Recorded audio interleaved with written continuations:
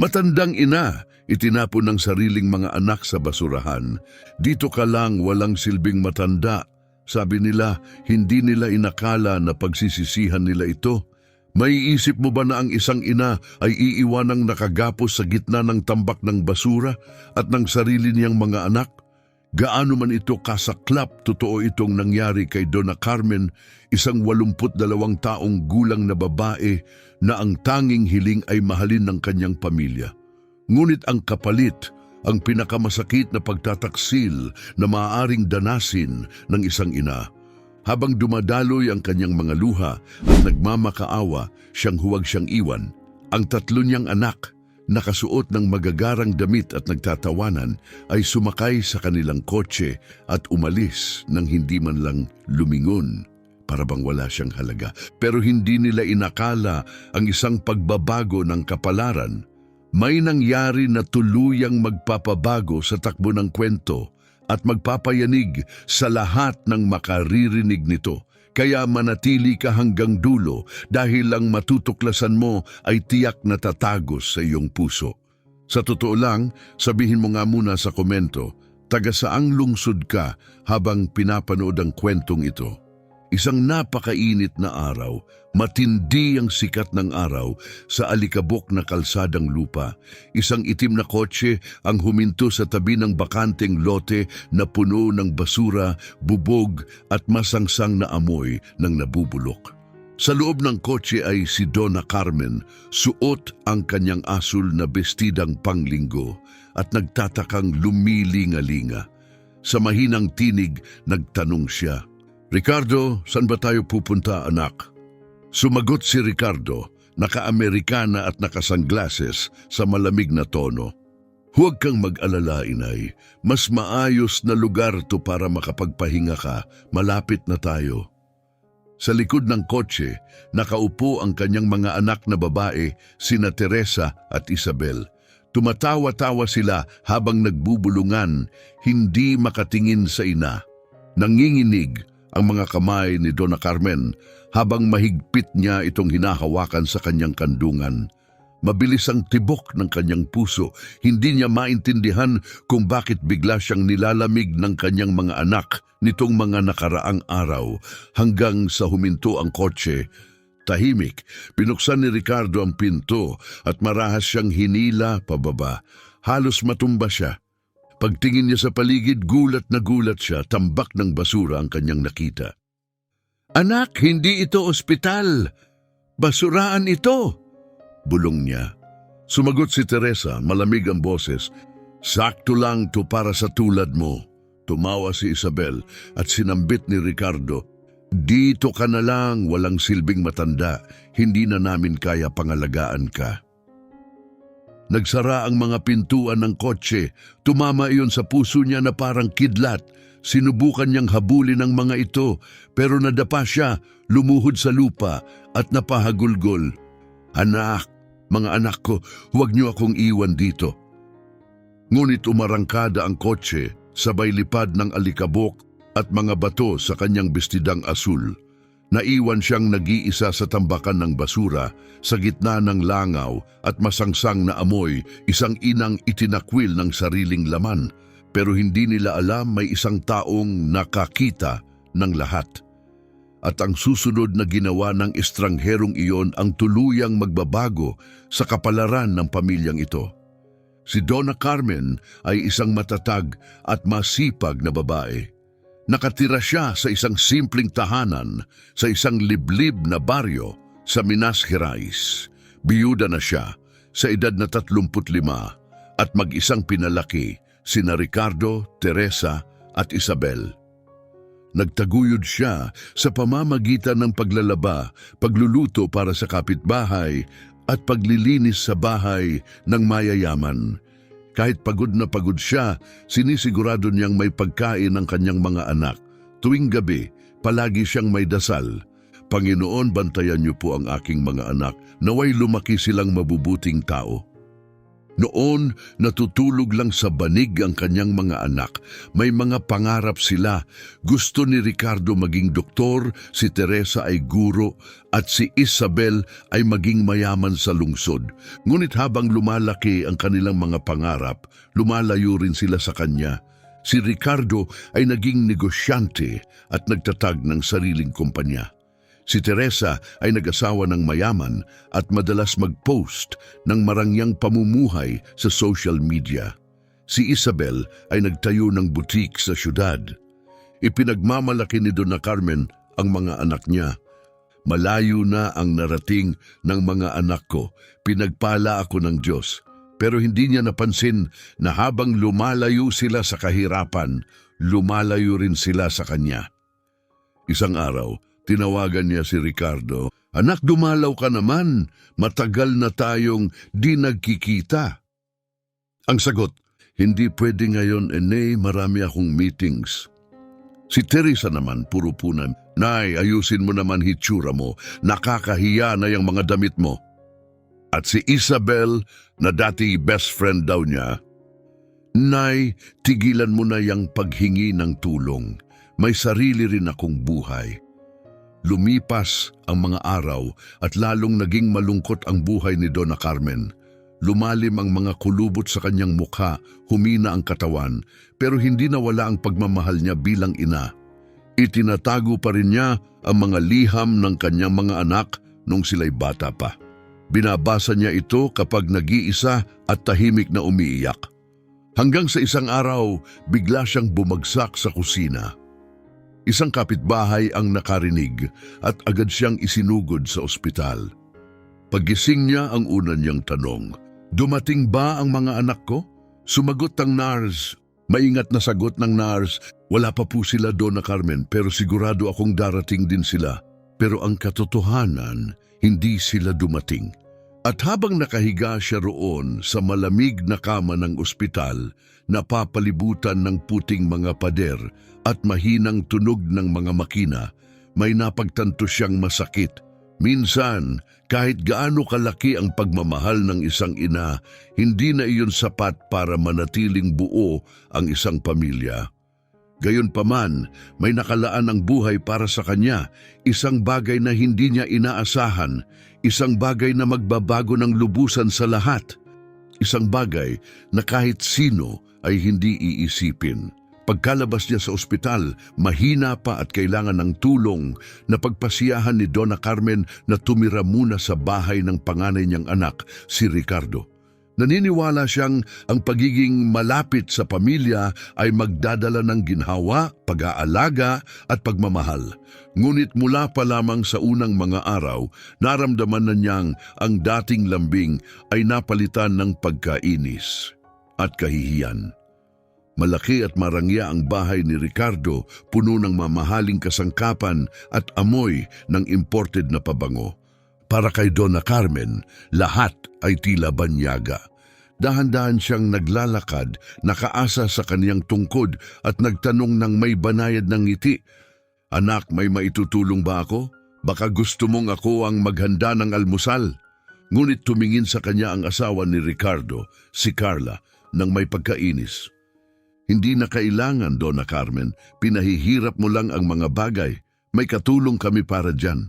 Napayuko siya, nahihiya at tahimik na umupo sa beranda, sinusubukang huwag maging abala. Madalas niyang pagmasdan ang kalsada, naaalala ang mga panahong simple ang buhay, ang maliit niyang bahay na puno ng tawanan, yakap at amoy ng bagong lutong tinapay. Si Ricardo naman lalong naging abala at halos hindi siya makausap. Isang gabi habang naghahapunan, sinubukan niyang makipagkwentuhan. "Anak, natatandaan mo ba noong wala tayo at sabi mo balang araw bibigyan mo ako ng bahay na ganito?" Hindi man lang siya tiningnan ni Ricardo. "Nasa ganyan ka na ngayon, inay, kaya tigilan mo na ang nakaraan. May mga bisita kami bukas, gusto kong magmukhang perpekto ang lahat." Parang tinusok ang puso niya. Tahimik siyang kumain, pilit na itinatago ang mga luha. Araw-araw, naramdaman niyang nagiging pabigat na siya. Nagreklamo si Carla na iniiwan niyang nakabukas ang pinto.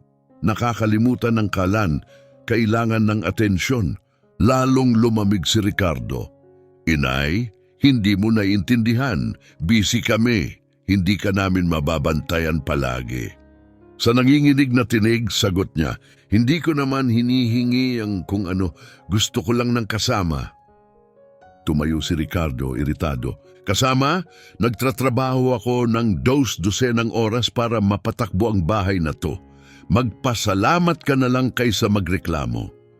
Parang unang tunay na sugat iyon sa kanyang puso. Doon siya nagsimulang makaramdam na hindi na siya kabilang. Di nagtagal, tumawag si Teresa, ang gitnang anak. Ricardo, hindi mo pwedeng panatilihin si Mama dyan. Alam mo naman, nakakagulo, madaldal, makakalimutin. Pinipigil ang lahat. Dalhin mo muna siya dito. Kaya dinala siya roon. Ngunit sa bahay ni Teresa, mas malala ang lahat. Hindi siya pinatulog sa guest room. Imbes nito, doon siya inilagay sa lumang kama sa tabi ng laundry area sa likod bahay. Gabi-gabi, natutulog siya habang pinakikinggan ang hangin na pumapalo sa bubong at ang tawanan ng pamilya mula sa loob. Isang gabi, naglakas loob siyang magtanong, "Anak, pwede ba akong makasalo sa hapunan ngayon?" Hindi man lang siya tiningnan ni Teresa abala sa cellphone. Hindi ngayon ma, may bisita kami, nakakahiya. Naiintindihan mo, di ba? Gumiting pilit si Donna Carmen, o anak, naiintindihan ko. Kinain niya ang malamig na sopas, mag-isa sa dilim. At sa katahimikang iyon, tila may nabasag sa kaibuturan niya, pero may pag-asa pa rin siya, umaasang babalik ang lambing ng kanyang mga anak, pero sa halip, lalong lumala ang lahat. At naghahanda ang kapalaran ng isang sandali na napakabagsik. Isang sandaling hindi niya malilimutan. Isang Sabado ng hapon, nagtipon sina Ricardo, Teresa at Isabel sa maluwang na sala ni Ricardo. Amoy bagong timplang kape, malinis, mamahalin ang sofa, tahimik ang buong bahay. Samantala si Donna Carmen ay nakahiga sa kabilang kwarto, nagpapahinga. Walang kamalay-malay na ilang hakbang lang mula sa kanya. Pinag-uusapan na ng mga anak niya ang kanyang kapalaran. Nagsalita si Ricardo, malamig ang tinig. "Tapusin na natin to ngayon, hindi ko na kaya para na akong may nursing home sa bahay."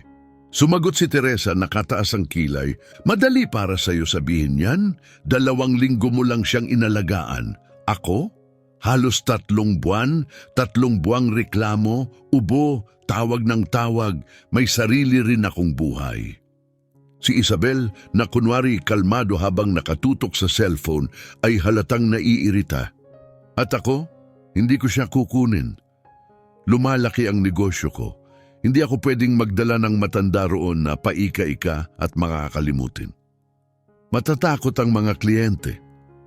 Nanlaki ang mata ni Teresa. Siyempre, ang reyna ng butik, bawal mapahiya sa mayayaman niyang kaibigan. Sumiklab si Isabel. "Hindi ito tungkol sa kahihiyan. Sinasabihan niya ang mga customer ko na ginagastos ko ang pera sa walang kwenta. Jowa, damit, lahat. Gusto mo ba yon?" Sumigaw si Ricardo. "Tama na ang tanong, ano ang gagawin natin sa kanya?" Tumahimik ang lahat. Tanging tiktak ng orasan ang maririnig at doon bumulong si Teresa ng linyang hindi dapat binabanggit ng sinumang anak. "Pwede naman, iwan na lang natin siya, dalhin sa isang lugar at umalis." Napatingin si Isabel, gulat, ngunit tila nag-iisip. "Anong ibig mong sabihin, iwan siya?" Huminga ng malalim si Teresa, parang nag-uusap tungkol sa lumang sirang bagay. "Magiging totoo tayo, paalala dito, paalala doon, gamot, ospital, paulit-ulit lang. Hanggang kailan? Hanggang wasakin natin ang buhay natin dahil sa guilt?" Nagsalita si Ricardo, nag-aastang makatuwiran. "Technically, ang sinasabi mo ay pababayaan natin ang sarili nating ina." Tumingin si Teresa ng diretso sa mga mata niya. "Huwag mong lakasan ang boses. Hindi ito pagpapabaya. Ito ay pagpapalaya. Nanginginig ang boses ni Isabel at saan mo siya gustong dalhin. Walang pag-aalinlangan, sagot ni Teresa. Sa malayo, sa lugar na walang magtatanong, sa lugar na hindi niya matatakasan, sa isang lugar na nakalimutan ng lahat, sa basurahan, sa lugar na pinagtatapunan ng mga bagay na hindi na kailangan. Napatawa si Isabel nanginginig. Diyos ko, Teresa, naririnig mo ba ang sarili mo? Lumapit si Teresa. Kung ayaw mo, ikaw ang mag-alaga sa kanya. May lakas ka, may oras ka, wala. Wala tayong lahat. Kaya tapusin na natin ito ngayon. O mabubuhay tayong miserable hanggang mamatay siya sa isa sa bahay natin. Kung ganon, sino ang mag-aasikaso nito? Muling bumalot ang katahimikan sa silid. Ngunit ngayon mas mabigat, mas malamig. Isang katahimikang may dalang bigat ng isang bagay na lubhang mali. Pagkatapos si Ricardo, ang panganay, ang sinasabi ng ina niya na may puso ng ginto, ay huminga ng malalim at binasag ang katahimikan. Sige, itutuloy natin ito. Bukas ng umaga, aasikasuhin ko na. Susunduin ko siya, sasabihin kong lalabas kami saglit. Sasabihin naming dadalhin siya sa isang tahimik na lugar kung saan makakapagpahinga siya, maniniwala siya. Lagi naman, nagtitiwala siya sa atin. Ihahatid natin siya roon at doon na matatapos ang lahat. Nanlumo ang mukha ni Isabel. Hindi ka seryoso, hindi ba? Tinitigan sila ni Ricardo, marinang ekspresyon. Seryoso ako. Napangiti si Teresa, isang malamig, magaan, halos malisyosong ngiti. Perpekto, ayos na ang lahat. Ayusin natin ngayon at huwag na natin uulitin pa ang usapang ito. At saka may nangyaring sobrang nakapagpapalungkot. Ang tatlong magkakapatid, nakabihis ng mamahalin, matagumpay sa buhay, tumawa. Oo, tumawa sila. Naniniwala silang nakahanap sila ng matalinong solusyon. Ang hindi nila alam, sa labas lamang ng pinto, tumayo mula sa kama si Donna Carmen upang kumuha sana ng tubig. Hindi niya dapat marinig ang kahit ano. Ngunit narinig niya kahit ang huli lang na bahagi ng usapan. Hindi niya narinig ang buong plano. Hindi niya lubos na naintindihan ang napagkasunduan. Pero narinig niya ang tinig ni Ricardo. Pagkatapos nito, hindi na natin kailangang mag-alala tungkol sa kanya. Nanginig ang kamay niya, halos mabitawan ng baso. Dahan-dahan siyang bumalik sa kanyang kwarto, umupo sa gilid ng kama at hinawakan ang isang lumang litrato. Palagi niyang dala sa kanyang pitaka. Larawan niyon ng tatlong batang nakayakap sa kanya sa maalikabok nilang bakuran noong araw. Dahan-dahan niyang hinaplos ang maliliit nilang muka gamit ang kanyang kulubot na daliri, sabay bulong, "Lahat ginawa ko para sa inyo." Ang pinakamasakit, wala pa siyang ideya kung gaano kalayo ang kaya palang gawin ng kanyang sariling mga anak. At ang desisyon na ginawa ng tahimik sa sala ay magbabago ng lahat.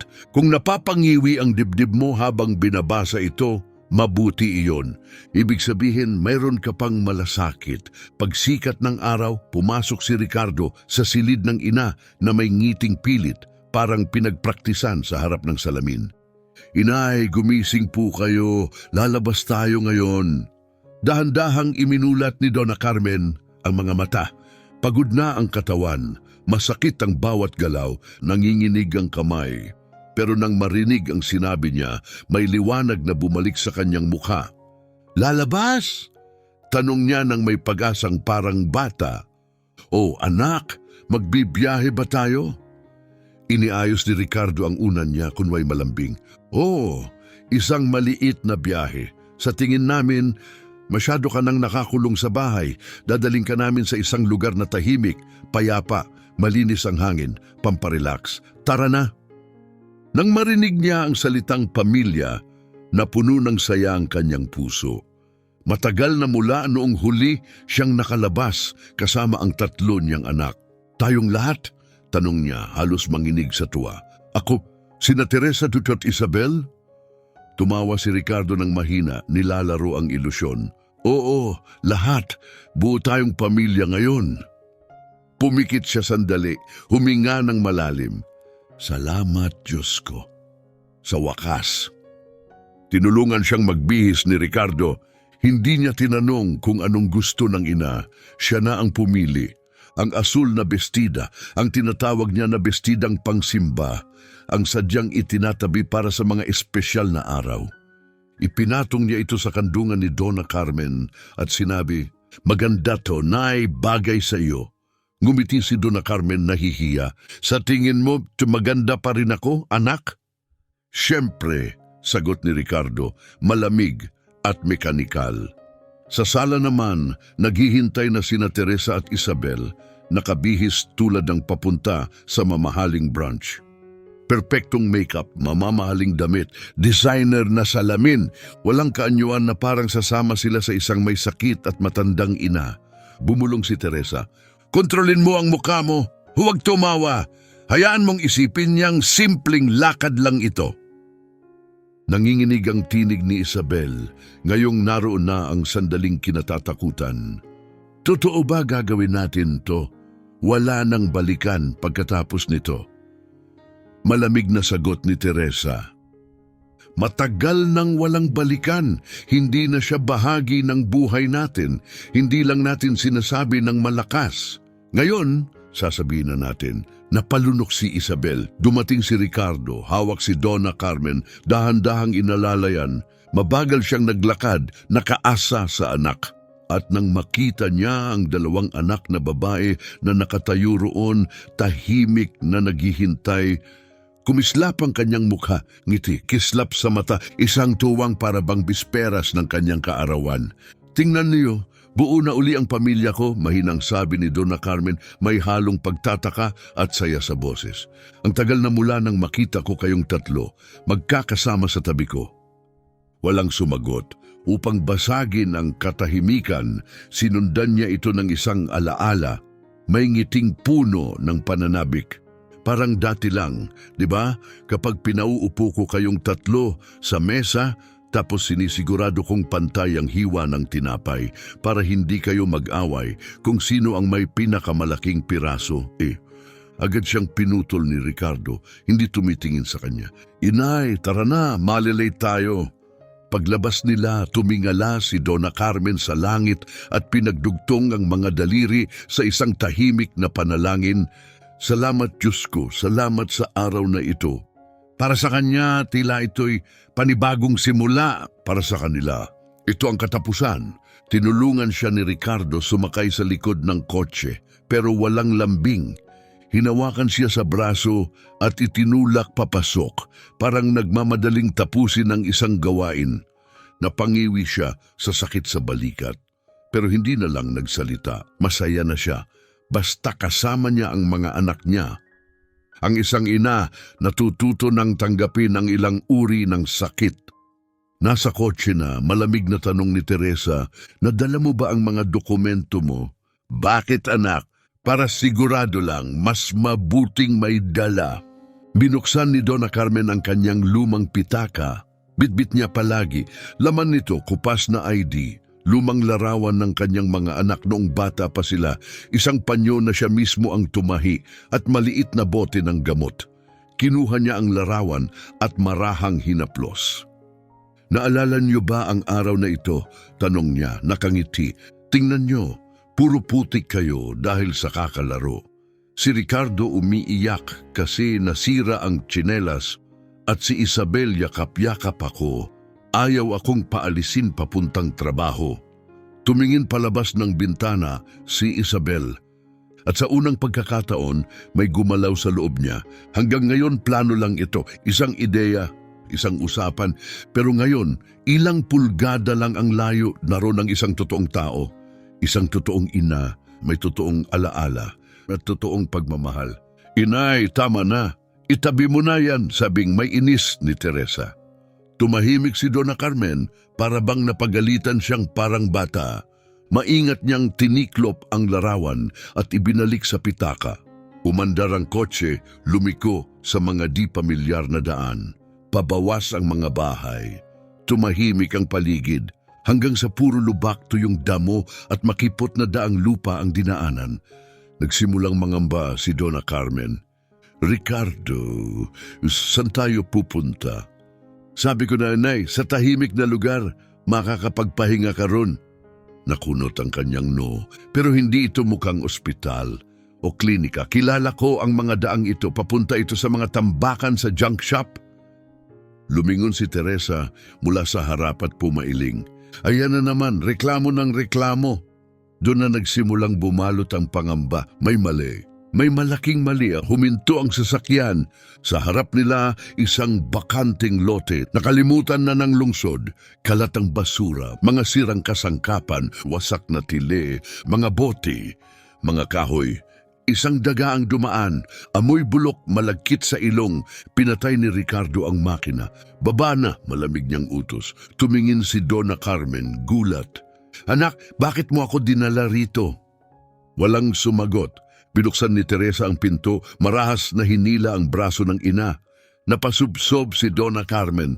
Tumama ang tuhod niya sa bato. Sumakit ang dibdib. Teresa, masakit yon. Dahan-dahan naman, anak. Nanlaki ang mata ni Isabel, nangangatog ang tinig.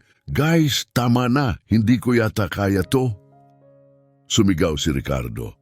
Huli na, tatapusin na natin to. Wala nang atrasan. At doon ginawa ang pinakabagsik na hakbang. Binuksan ni Ricardo ang trunk ng sasakyan. May dalang lubid. Planado niya ito mula pa sa simula. Napuno ng takot ang mata ni Donna Carmen. Hindi, anak, hindi na kailangan yan. Hindi ako tatakbo. Halos hindi nga ako makalakad. Malabo na ang mata ko. Saan naman ako pupunta? Pero hindi siya pinakinggan. Kinuha ni Ricardo ang mga kamay ng inang minsang naglalaba sa nagyeyelong tubig para lang may maipakain sa kanya. At itinali niya ang mga iyon. Itinali niya ang kamay ng sariling ina. Tumawa ng tuyo si Teresa, hindi makatingin si Isabel. Nagsimulang umiyak si Donna Carmen. Hindi malakas, isang mahinang iyak, wasak, puno ng sakit, puno ng pagsuko. Ricardo, anak, tingnan mo ako ang ina mo. Ang sagot ay parang kutsilyong tumarak. Ina kita nung may silbi ka pa. Ina kita nung may silbi ka pa. Hindi iyon galit. Hindi iyon init ng ulo, yun ay pasya, malamig, matigas, pangwakas. Lumuhod si Donna Carmen sa lupa, nakatali, madungis, duguan ang tuhod. Ang kanyang asul na bestida, punit na't marumi. Maawa kayo, huwag niyo akong iwan sa ngalan ng Diyos. Ngunit ang huling tinig na kanyang narinig, diyan ka na lang, walang silbing matanda. Sumara ang mga pintuan ng kotse, umalis ang sasakyan, nagiiwan ng alikabok. Akala nila walang nakakita pero mayroong isa.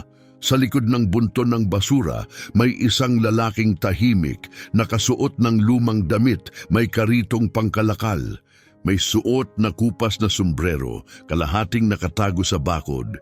Tahimik siya, hindi kumikibo, pero nakita niya ang lahat at hindi niya ito kakalimutan. Nawala ang kotse sa kalayuan, tinabunan ng alikabok at katahimikan. Si Donna Carmen, naiwan, nakatali, sugatan, durog, init ng araw, amoy ng nabubulok, langaw, basag na bote, lumang kahoy, mga asong gala na naghahalukay ng basura. Diyos ko, at bakit nila to ginawa sa akin? Bulong niya habang umiiyak, luha sa alikabok. Sinubukang tumayo, hindi kaya. Bumagsak siyang muli, may impit na hikbi at nagsimulang bumalik ang mga alaala, isa-isa. Parang pelikula sa isip. Ang unang pagkakataon na niyakap niya si Ricardo bilang sanggol, may lagnat, mahina sa kanyang bisig. Bumalik ang mga alaala na parang bagyong dumaan, mga gabing walang tulog, nananahi sa ilaw ng kandila para lang may pamasko ang mga anak. Mga gabing malamig at maulan kung saan isinusuko niya ang sarili niyang kumot upang manatiling mainit ang mga anak. Ibinigay niya ang lahat at ngayon, pakiramdam niya, wala itong saysay. Ibinigay ko ang buhay ko sa inyo, tapos itatapon niyo lang ako parang basura. Nabasag ang kanyang tinig habang tumingala siya sa langit. Pero ang Diyos, nakikita ang lahat. Pumikit ang hangin sa disyertong lote, pinapagaspas ang kanyang asul na bestida. Nanginginig siya, bahagyang dahil sa lamig, higit sa lahat dahil sa takot. May gumalaw Sa di kalayuan, sa likod ng mga tambak na debris, may kumaluskos. Napatigil ang kanyang puso, isang kaladkad na tunog ng bakal sa batuhan. Dumating mula sa anino ang isang lalaki, si Salvador, isang simpleng tagatipon ng basura't bote. Sunog ang balat sa araw, pagod ang mga mata at punit-punit ang suot, marka ng ilang taong pagsusumikap. May karitong puno ng bote at lata. Napatigil siya nang makita ang matandang babae. Nakagapos, nanginginig, naiwan sa lupa, parang basura. Tumakbo siya gulat na gulat. "Diyos ko po, anong nangyari sa inyo, aling?" Sigaw niya, iniwan ang kariton at lumapit. Dahan-dahang iniangat ni Donna Carmen ang ulo, hindi makapaniwala. Hindi na siya inaasahang may papansin pa sa kanya. "Mga anak ko, iniwan nila ako rito," mahinang sagot niya. Sabi nila, "Lalabas kami." Sabi nila, "Gusto lang nilang makapagpahinga ako." Nanigas si Salvador, gulat at galit. Tumingin-tingin, parang may hinahanap na kamera o prank lamang ba ito. Pero hindi biro ito. Ito ay totoo. Isang ina, iniwan. Sa gitna ng basura, lumuhod siya sa tabi nito, dahan-dahang tinanggal ang tali. "Kalma lang po kayo. Narito na ako." Malumanay niyang sabi. "Ligtas na po kayo. Wala nang mananakit sa inyo." Nanginginig ang kanyang mga kamay, hindi sa pagod, kundi sa sakit sa puso. Nakita na niya ang kahirapan, nakita na niya ang gutom, pero hindi pa siya nakakita ng ganito. Hindi pa kailaman ng ganitong kalupit. Nang maluwagan na ang tali, inalalian niya ang babae. Sinubukang tumayo, pero hindi na kaya ni Donna Carmen. "Hindi ko kaya, nahihilo ako," bulong niya. "Huwag po kayong mag-alala, aalagaan ko po kayo, isa-isang hakbang lang." Niyakap niya si Donna Carmen ng isang kamay habang ang isa'y hinila ang kariton. Bato, lubak, tinik, hindi siya tumigil. Bawat hakbang iniiwan ang sakit ng pagtataksil. At sa bawat hakbang may panibagong umuusbong. Pag-asa, pagdating sa kalsada, huminto si Salvador. "Malapit po ba kayo rito nakatira, aling?" "Hindi. Dinala nila ako mula sa malayo. Hindi ko nga alam kung nasaan na ako ngayon." Nangamot siya ng ulo, nag-isip. "Kung ganon, sasama na lang kayo sa akin. Simple lang ang bahay ko, pero malinis. At may mainit na niluluto ron sa kalan." Napatingin si Donna Carmen sa kanya, hindi makapaniwala. "Pero hindi mo nga ako kilala." Tumitig si Salvador sa mga mata niya at tahimik na nagsalita, buong paniniwala. "Hindi ko kailangang kilalanin ka. Sapat na ang alam ko, walang sino man ang dapat tratuhin ng ganito." Muling napuno ng luha ang mata ni Donna Carmen, pero hindi ito luha ng sakit. Ito ay luha ng pasasalamat. Sa gitna ng basag na bote, kalawangin na lata at amoy ng buhay na itinapon, may nangyaring kakaiba. Mula sa pag-abandona, ipinanganak ang pag-asa. At ang lalaking ito, isang estrangherong suot, ay lumang damit, ay magiging kasangkapan ng pagbabago na ni isa sa kanyang mga anak ay hindi kailanman inaasahan. Ngayon, itanong mo ito sa sarili mo. Kung dumaan ka sa tanawing ito, kung nakita mo ang isang matandang babae, mag-isa, umiiyak, iniwan, tutulong ka ba? O liliko ka ng tingin at magpapanggap na wala kang nakita? Ilagay sa komento ang sagot mo. Ano ang sasabihin ng puso mo? Sa sandaling iyon, nanginginig si Donna Carmen, hindi lang sa ginaw o pagod, kundi dahil sa isang sakit na hindi pisikal, isang sakit sa kaluluwa. Dahan-dahang pinaupo siya ni Salvador sa isang lumang kahoy sa tabi ng basura. Tahimik, maingat, tapos wala siyang sinabi. Hinubad niya ang sarili niyang sira-sirang kamiseta, tiniklop at inilagay sa likod ni Donna Carmen parang unan. "Magpahinga ka muna, aling. Huminga ka. Di magtatagal, iiwan na natin ang lugar na ito." Huminga siya ng dahan-dahan, ngunit ang hangin ay mabigat. Amoy bulok, amoy tira-tira. Amoy ng mga bagay na tinatapon kapag akala ng tao wala na itong halaga. At doon siya pinakanasaktan, hindi lang dahil sa basura, kundi dahil pakiramdam niya, siya na rin ang basura. Tinawag nila akong basura, halos hindi marinig ang bulong niya. Napatigil si Salvador. Tinitigan niya ang lupa. Hindi tumigil sa pagsasalita si Donna Carmen. Mahina ang tinig, nanginginig. Sabi nila, "Diyan ka na lang, walang silbing matanda." Yun mismo ang narinig ko mula sa mga anak ko, mula sa sarili kong mga anak. Nilunok niya ang sakit, nanginginig ang labi.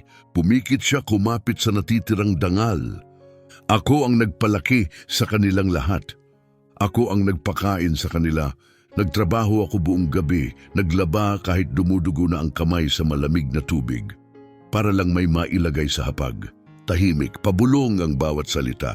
At ngayon, ang sabi nila, sinisira mo ang buhay namin. Si Ricardo ang nagsabi niyan. Sabi niya, pinalala mo lang ang buhay namin. Hindi kailangang isigaw ang mga salitang iyon. Dahil kahit pabulong, mas masakit. Parang kutsilyong dahan-dahang pumapasok sa laman. Mas malalim, mas sinadya. Matagal na nanahimik si Salvador, tinititigan lamang siya. Ang babaeng ito ay hindi simpleng matandang inabandona ng kapalaran. Bitbit niya ang isang buong buhay. Mga taon ng sakripisyo, mga taon ng pagmamahal na ibinuhos, at mga taon ng lambing na hindi kailanman naibalik. Sa wakas, nagsalita si Salvador. Ang tinig niya ay matatag, parang isang taong naniniwala pa rin sa tama. Tingnan niyo ako, Aling. Matigas pero protektibong tinig iyon. Hindi ka basura, hindi ka pabigat, hindi ka bagay na dapat itapon. Ang tunay na basura ay yung mga taong kayang gawin to sa sarili nilang ina. Dahan-dahang iniangat ni Donna Carmen ang kanyang mukha. Tumama sa mata niya ang liwanag ng araw, nagpapakita ng kirot, pagod at hindi makapaniwalang sakit. Bakit? Bakit mo ako tinutulungan? Bulong niya. Agad ang sagot ni Salvador. Walang pagdadalawang isip. Kasi kung hindi kita tutulungan, sino ang tutulong sa'yo? Kung tatalikuran kita at magpapanggap na wala akong nakita, magiging katulad ko na rin sila. At tatanggi akong maging kagaya nila. Hindi na siya nakasagot, pero ang katahimikan niya ay puno ng pasasalamat. Isang pasasalamat na nagmumula sa buhay na puno ng sugat at halos walang nakuhang kabaitan kapalit. Matapos ang ilang sandali, nagsalita siyang muli. Nang tinig na may babala, may katotohanang hindi matitinag, akala nila tapos na ako. Akala nila iniwan nila akong dito at walang makakaalam. Akala nila maaari nilang ipagpatuloy ang buhay nila na parang hindi ako umiral. Inilapat niya ang nanginginig niyang kamay sa dibdib. Pero ang Diyos nanonood. Nakikita niya ang lahat. May nagbago sa kanyang mukha. Hindi galit, hindi kawalan ng pag-asa.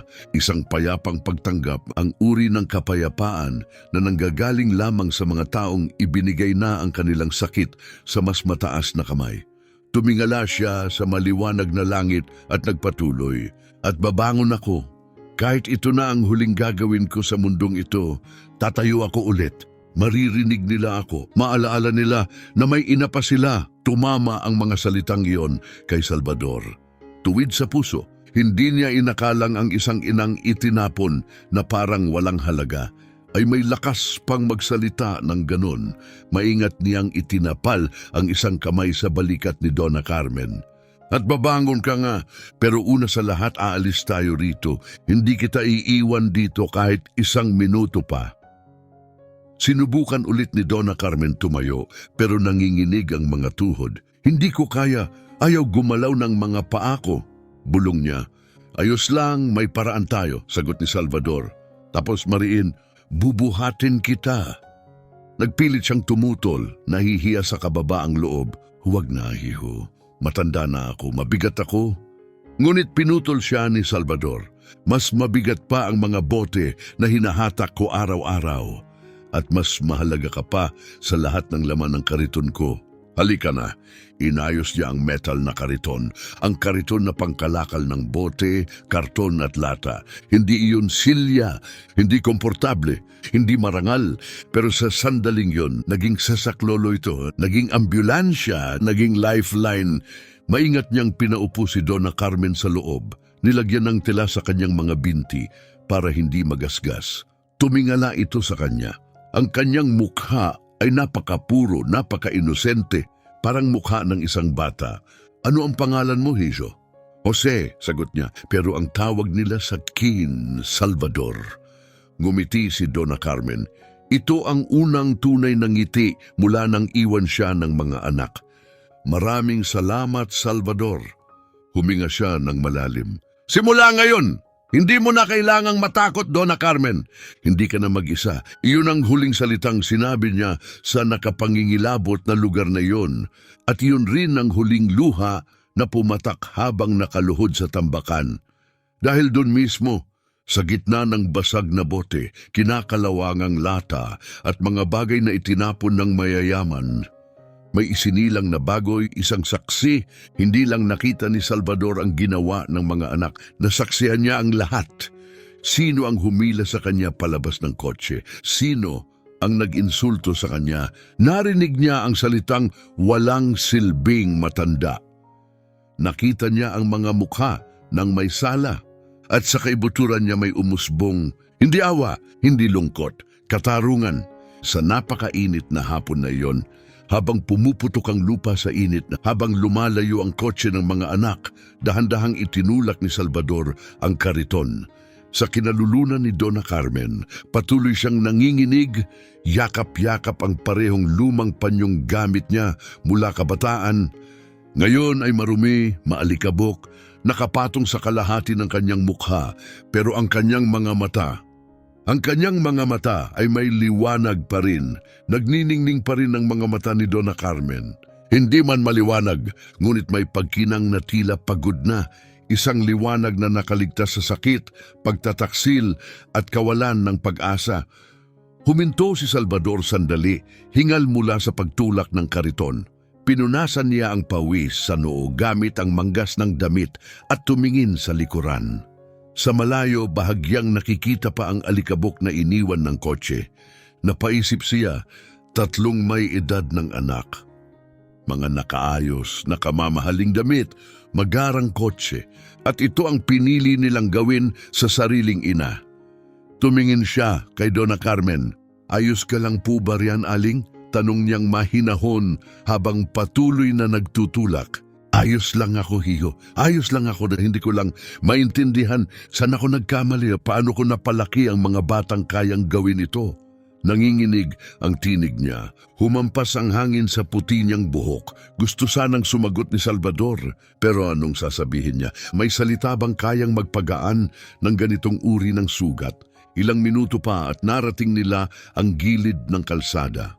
Kumikinang ang aspalto sa tindi ng init. Nagpaubaya sila sa rumaragasang truck bago tumawid sa kabila, patungo sa makitid na landas na humahantong sa isang munting bahay na gawa sa kahoy. Payak iyon, may mga lumang tabla na pantapal sa dingding. Bahagyang nakayuko ang bubong, ngunit sa tabi nito isang maliit na hardin ang namumulaklak. At mula sa kusina, sumasabay sa hangin ang amoy ng bagong timplang kape. Simple lang pero tahanan, sabi ni Salvador habang binubuksan ang gate na kawayan. Tumingin-tingin si Donna Carmen at ngumiti, payapa. Kung saan may puso, may tahanan, at ikaw, Hijo, puno ka niyan. Sa loob, inilabas niya ang isang upuan at inalalayan siyang umupo. Binigyan niya siya ng tubig at isang plato ng mainit na kanin at munggo. Dahan-dahan kumain si Donna Carmen. Para bang bawat suboy nagbabalik ng kaunting dangal na ninakaw sa kanya. Mag-isa ka bang nakatira rito? Tanong niya. Mula nang pumanaw ang asawa ko, 5 taon na. Ako na lang at ang kariton. Napayuko si Donna Carmen. Maaga ring nawala ang asawa ko, pero lagi kong inisip hanggat may mga anak ako. Hindi na ako muling magiging mag-isa. Bumigat ang katahimikan, tiktok ng orasan, mahinang bulwak ng niluluto sa kalan. Umupo si Salvador, harap sa kanya, marahan ang tono. Aling, nakita ko ang lahat, nandun ako sa tambakan. Nakita ko ang ginawa nila sa inyo, nakita ko silang tumatawa. Nakita kong itinali ka ng anak mo. Lahat ng yon, nasaksihan ko. Nanlaki ang mata ni Donna Carmen. Nakita mo? Oh, ito at hindi ko yan itatago. Ang mga taong ganun, hindi pwedeng basta lumakad palayo. Hindi ibig sabihin walang batas sa mundo. Hindi pwedeng itapon lang ang isang ina, mahabang katahimikan. Pagkatapos, mahina niyang bulong. Pero pakiusap, huwag kang gagawa ng anuman. Hayaan mo na lang, Diyos na ang bahala. Ganyan siya palagi. Napasuntok si Salvador sa mesa, pigil ang galit. Tama, siya ang bahala, pero minsan gumagawa siya sa pamamagitan ng mga tao at minsan tayo mismo ang dapat kumilos. Karapat-dapat kang igalang. Karapat-dapat ka ng hustisya. Napaluha si Donna Carmen, hindi dahil sa sakit, kundi sa damdaming matagal nang hindi niya naramdaman. Respeto. Ang ganda ng mga salita mo, hiho. Matagal na, sobrang tagal. Mula nang may nagsalita sa akin ng ganyan. Sa mga araw na sumunod, inalagaan siya ni Salvador. Tulad ng anak na hindi niya nagkaroon. Tuwing umaga nagtitimpla siya ng kape. Tinitosta ang matigas na tinapay sa kawali. Sa hapon, nangungulekta siya ng bote at kahoy. Sa gabi, magkasama silang nakaupo sa beranda, nakikinig sa mga kwento ng buhay. Ikinwento ni Donna Carmen ang paglalaba, ang asawang nawala ng maaga, ang mga pangarap ng kanyang mga anak bago sila nagbago. At habang nagsasalita siya, tahimik na nag-iisip si Salvador. Alam niyang hindi dito matatapos ang kwento. Kailangan malaman ng mundo. Hindi lang ito pag-abandona, hindi lang ito drama ng pamilya. Ito ay krimen, ito ay kaduwagan. At nararapat lamang itong singilin. Justice for Donna Carmen. Kung naniniwala kang karapat-dapat siyang mabigyan nito, isulat sa komento, Justice for Donna Carmen. Bawat umaga gumigising siya bago sumikat ang araw. Kahit masakit ang mga buto, pinipilit niyang tumulong. Punasan ng mesa, hatiin ang matigas na tinapay, ngumiti. Hindi naman kailangan ng marami para mabuhay, di ba, hiho? Kapayapaan lang.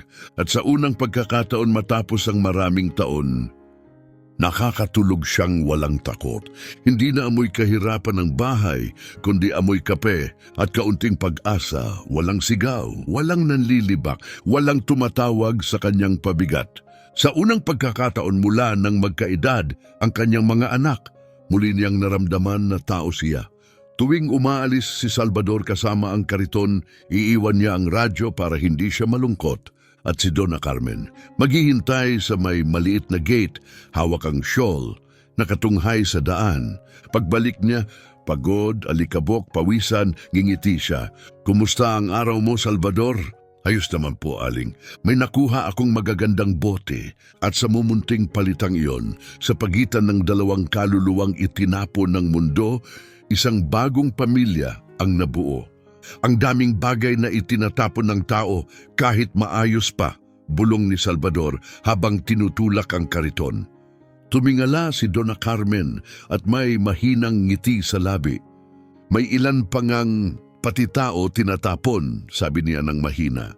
Hindi siya sinagot ni Salvador, hindi niya kailangan. Alam niya ang bigat ng mga salitang iyon.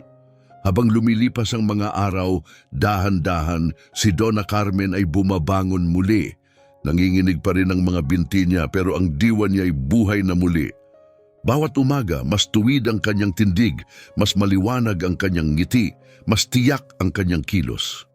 Isang hapon, habang banayad na nilalabhan ang lumang panyo na nahanap niya sa bulsa ng asul na bestida, napansin niya ang isang bagay, isang tiklop na papel. Binuksan niya ito ng dahan-dahan. Bumilis ang tibok ng puso niya. Isang resibo sa bangko, kupas na tinta, pangalan niya ang nakasulat sa itaas. At ang halaga, malaki, higit pa sa iisipin ng kahit sinong makakakita sa kanya. Diyos ko, tuluyan ko na itong nakalimutan, bulong niya. Lumapit si Salvador, nagtataka, ano yan, Aling? Galing ito sa pagkakabenta ng bahay kung saan ko pinalaki ang mga anak ko. Tinabi ko para sa mga emergency at lahat ng ito nakapangalan pa rin sa akin. Hindi nila kailanman nalaman na may ganito ako. Nanlaki ang mga mata ni Salvador. Ibig mong sabihin, may malaking ipon ka pa rin. Napangiti si Donna Carmen marahan, hindi kayamanan pero huling bahagi ng buhay ko. At ngayon, alam ko na kung saan ito dapat ilaan. Kinabukasan, hiniling niyang isama siya ni Salvador papunta sa lungsod. Nagalinlangan si Salvador, sigurado po kayo? Bangko, abogado, handa po ba kayo sa lahat ng yan? Ngumiti siya ng may tapang. Buong buhay ko, puro hirap ang hinarap ko. Hindi ako takot sa papeles o pila. Suot niya ang kanyang lumang asul na bestida, may bulaklaking scarf sa buhok. Si Salvador naman, nakasimpleng damit at iniwang nakaparada ang kariton sa bangketa. Pagpasok sa bangko, pinagtitinginan sila. Isang matandang babae humihiling makausap ang manager, pero nang ilabas niya ang papeles sa nakatagong account, nag-iba ang ihip ng hangin, bumalik ang respeto. Pagkatapos, nagtungo sila sa tanggapan ng notaryo. Doon, humiling si Donna Carmen na gumawa ng isang legal na dokumento. Isang testamento. Nanginginig ang kamay niya habang hawak ang ballpen, pero ang mga mata niya, matatag, buo ang loob.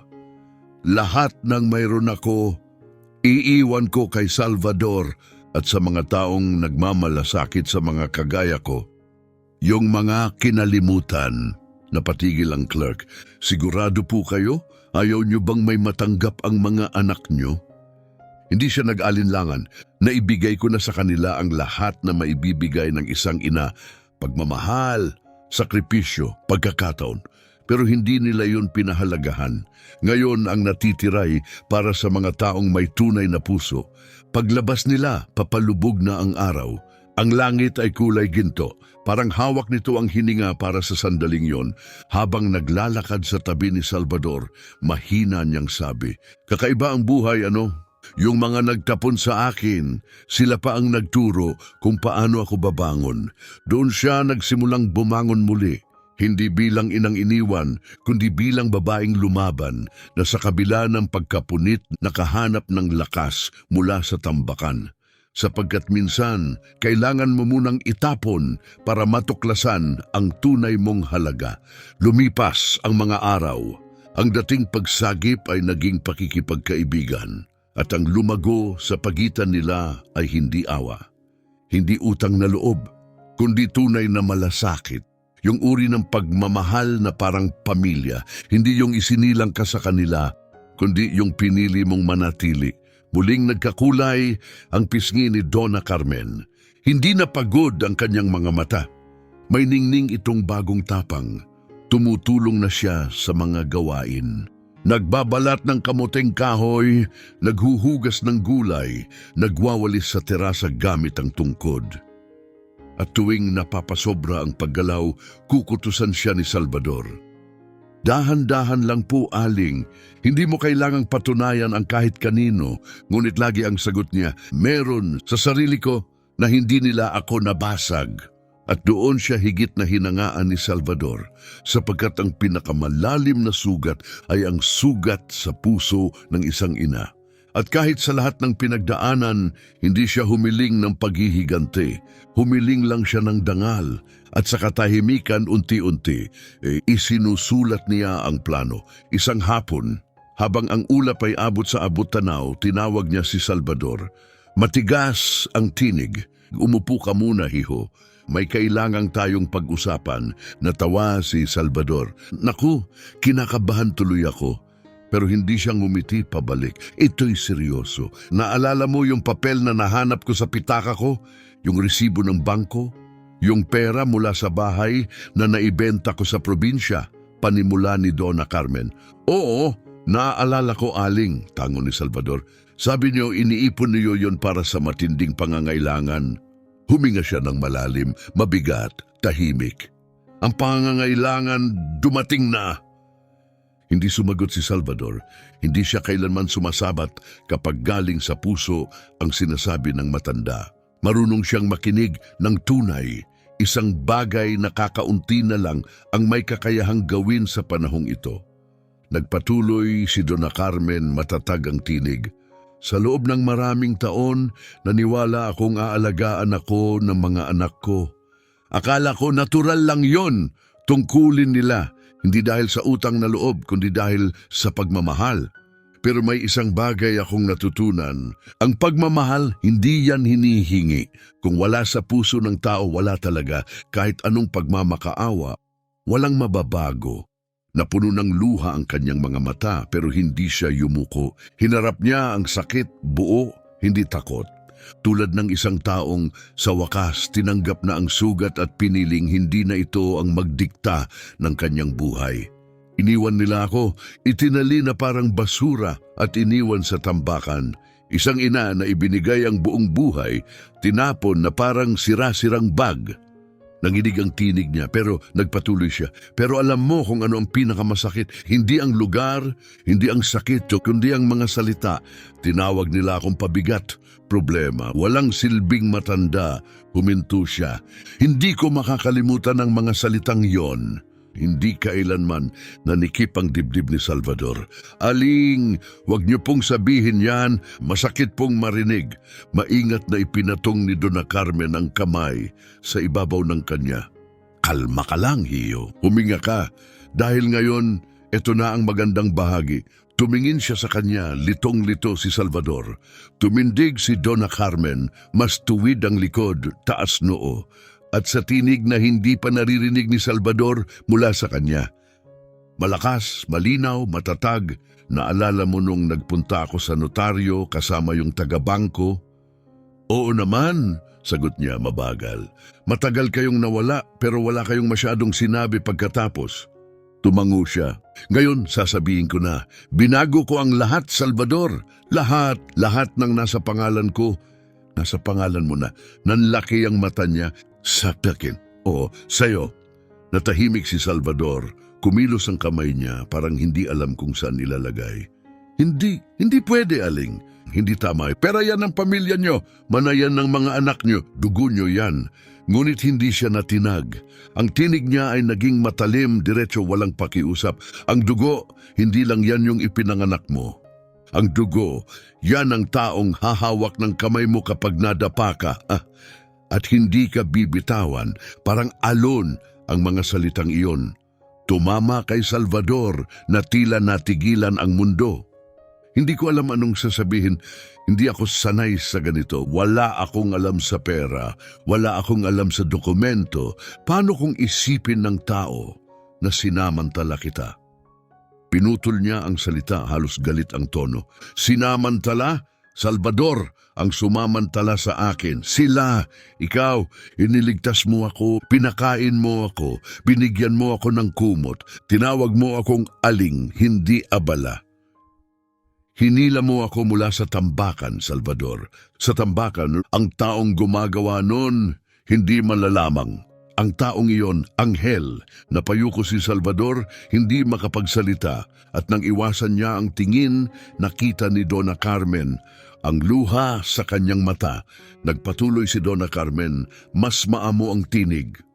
Hindi na gagamitin ang pera para sa mga taong walang pasasalamat. Ito'y para sa taong tunay na may malasakit. At ikaw, anak, hindi ka na muling magugutom. Wala akong nagkaroon na tagapagtanggol, pero ikaw, magkakaroon ka. Huminga ng malalim si Salvador, tinatangay ng emosyon. Sobrang dami para sa isang lalaking sanay sa kaunti. Isang buhay na puro pagtitiis, hindi pribilehiyo. Ngunit, hindi pa tapos si Dona Carmen. At Salvador, hindi lang para sa iyo ang lahat ng yon, naiintindihan mo? Ipinalagay ko sa testamento. Ang bahagi ng pera'y para sa mga matandang inabandona, katulad ko, yung mga naiwan, yung walang may gusto, muling nabalot ng emosyon ng kanyang tinig, pero matatag pa rin. Gusto kong magamit ang pera sa gamot, sa pagkain, sa mga doktor. Kung ibinigay sa akin ng Diyos ang perang ito, hindi para itago sa ka, kundi para gamitin para sa malasakit. Nang sa wakas ay nakapagsalita si Salvador, garalgal ang kanyang tinigaw. Wala pang nagsalita sa akin ng ganyan sa buong buhay ko. Nagsalita sa akin, paano? Mahinang tanong ni Salvador. Na parang mahalaga ako, sagot ni Dona Carmen. May lungkot ang ngiti, banayad pero puno ng katotohanan. Mahalaga ka. Lagi kang naging mahalaga. Pero alam mo naman, walang nakakakita sa taong nagtutulak lang ng kariton. Tumahimik sila. Ngunit hindi iyon katahimikang hungkag. Ito ang uri ng katahimikan na puno ng damdamin. Sakit, paggalang. Katotohanang pareho nilang alam. At higit pa riyan, may bagong bagay na unti-unting umuusbong, isang bagay na mahalaga. Muling nagsalita si Donna Carmen, mababa, ngunit matatag ang tinig. May isa pa akong kailangang sabihin, Salvador. At ito'y seryoso, sobrang seryoso. Umayos siya ng upo. Ibinigay ang buong atensyon niya. Akala ng mga anak ko tapos na ang lahat. Nainiwan nila ako roon at iyon na yon na mawawala na lang ako na walang makakaalam kung ano ang ginawa nila. Tumingin siya ng diretsyo sa mga mata ni Salvador pero nakita mo ang lahat. Ikaw anak ko, ang saksi. Tumango si Salvador dahan-dahan. Alam ko. Yumuko si Donna Carmen sa kamuling nagsalita. Mas malakas na ang tinig. At may hihilingin ako sa iyo. At hindi mo ako pwedeng tanggihan. Dahil ngayon, hindi na ako humihiling. Ako'y nag-uutos. Natawa ng bahagya si Salvador, pilit na nagpapagaan ng tensyon. Ay ganun po ba? Sige ho, ano ang utos? Gusto kong ikwento mo ito, sabihin mo sa mundo ang nangyari. Huwag mo akong itago. Huwag mong protektahan sila dahil sa awa. Wala silang awa sa akin. Huminto siya sa kaidiniin bawat salita. Ihayag mo sila. Ipakita mo kung sino talaga sila. Ipaalam sa mundo kung ano ang ginawa nila sa sariling ina. At kung gusto nilang respetuhin sila, magbayad muna sila ng totoo. Huminga ng malalim si Salvador. Ibig mong sabihin, gusto mo ng hustisya. Umiling si Donna Carmen. Hindi. Ang gusto ko, katotohanan. At ang katotohanan, iyan na ang hustisya. Tiningnan siya ni Salvador, hindi na lamang may paghanga, kundi may paggalang, tahimik, buo, malalim. At sa parehong katahimikang malakas, sinabi niya, sige po, gagawin ko. Ngumiti si Donna Carmen, hindi ngiti ng saya kundi ng kapayapaan. Dahil sa sandaling iyon alam niya, hindi na sila makakatahimik. Hindi ng kalupitan nila, hindi ng lubid, hindi ng kotse na iniwan siya, hindi kahit ng mga salitang, diyan ka na lang, walang silbing matanda. Akala nila kinuha nila ang lahat sa kanya, pero nagkamali sila. Dahil ngayon may hawak siya na wala sila dangal. At isang saksi, at ang isang saksi na may lakas ng loob, ay bagay na kinatatakutan ng mga taong nabubuhay sa kasinungalingan. Ito ang tunay na pagbabago, ang hindi nakikitang paglipat, ang simula ng isang mas malaking kwento. Ang sumunod, wala ni isa sa kanila nakaupo sa munting mesang kahoy habang umiinom ng mapait na kape. Ang nakapaghanda para rito, pero nagsimula na ito. Nakapag-subscribe ka na ba sa channel? Dahil may mas marami pang kwentong ganito, mga kwento ng totoong tao, ng katotohanan, ng hustisya, at ng mga wakas na hindi mo inaasahan pero hinding-hindi mo malilimutan. Ang lungsod ay saka palang nagigising. Nang maingat na isuot ni Donna Carmen ang kanyang asul na bestida, ang parehong bestida na suot niya noong araw na iniwan siya ng mga anak niya. Pero ngayon, ito ay malinis, planchado, mabango. Si Salvador mismo ang naglabal gamit ang kamay. Parang muling binubuhay ang isang bagay na sagrado. Sigurado po ba kayo diyan ang gusto niyong suotin? Tanong niya. Oo, yun ang isusuot ko. Pero bakit? Dahil yan ang bestidang ginamit nila para pahiyain ako. At ngayon, yan ang bestidang isusuot ko ng taas no. Para sa kanya, higit pa ito sa tela. Ito'y pahayag. Ipinulupot niya ang kanyang puting buhok sa isang maayos na bun.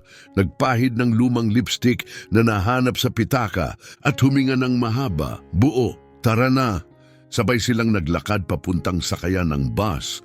Mabagal ang lakad, hindi na kasi-kasing lakas ang katawan ni Carmen. Pero ang tingin niya, diretso, matibay, hindi natitinag. Sa bawat hakbang may iniiwan siyang bahagi. Hindi lang ang sakit ng pag-iwan, kundi ang kahihiyan. Dumating sila sa tanggapan ng notaryo sa lungsod, isang lugar na amoy papel at mahabang paghihintay.